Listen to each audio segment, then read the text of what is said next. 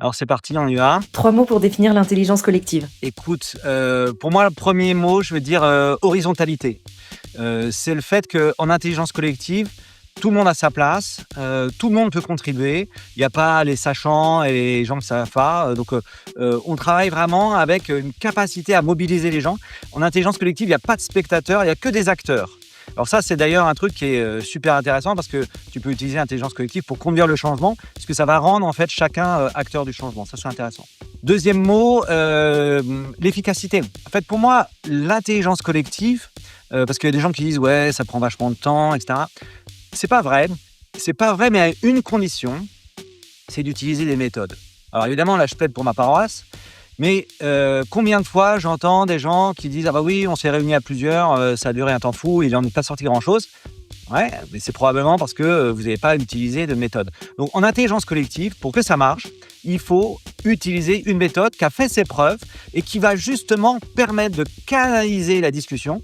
Et c'est ça qui est le facteur clé pour générer de l'efficacité. Ce qui est important pour moi, c'est que l'intelligence collective, au final, c'est délivrer un maximum de valeur dans un minimum de temps. Et puis le troisième point, c'est le plaisir.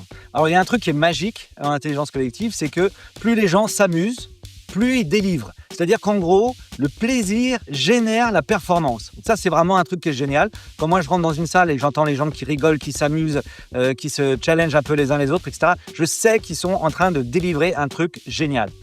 Donc, se faire plaisir, ça permet en intelligence collective de délivrer un maximum de valeur. Il raconte quoi ton livre ?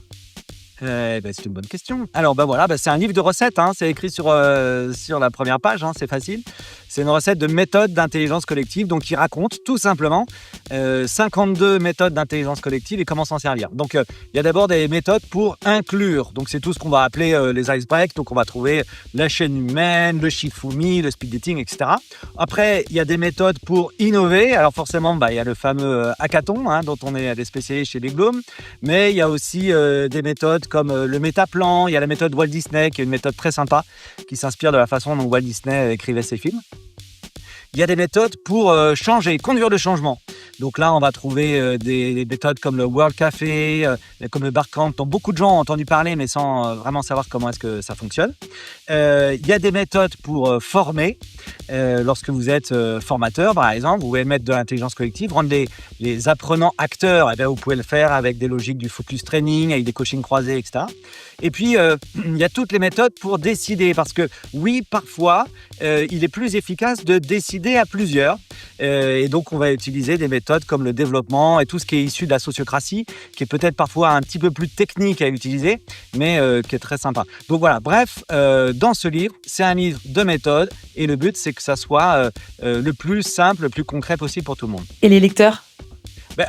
Moi, ce que j'attends des lecteurs, c'est simple, c'est utiliser les méthodes, tout simplement. Donc, allez-y. Dans un premier temps, vous allez voir, elles sont un peu classées, les méthodes. Donc, il y a des méthodes plus ou moins simples à utiliser, mais servez-vous-en. Donc, faites la méthode telle qu'elle est écrite. Faites toute la méthode, seulement la méthode. Dans un premier temps, ne rajoutez rien, ne retirez rien.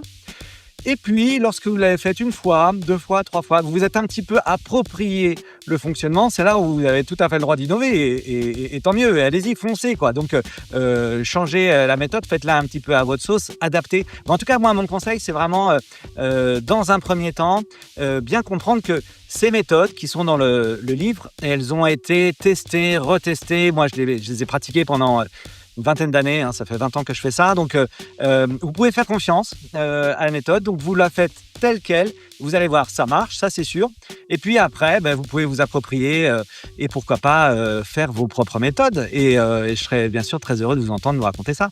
Ta méthode préférée ? Alors ma méthode préférée, si tu me poses la question, j'imagine que tu t'attends à ce que je te réponde que c'est le hackathon.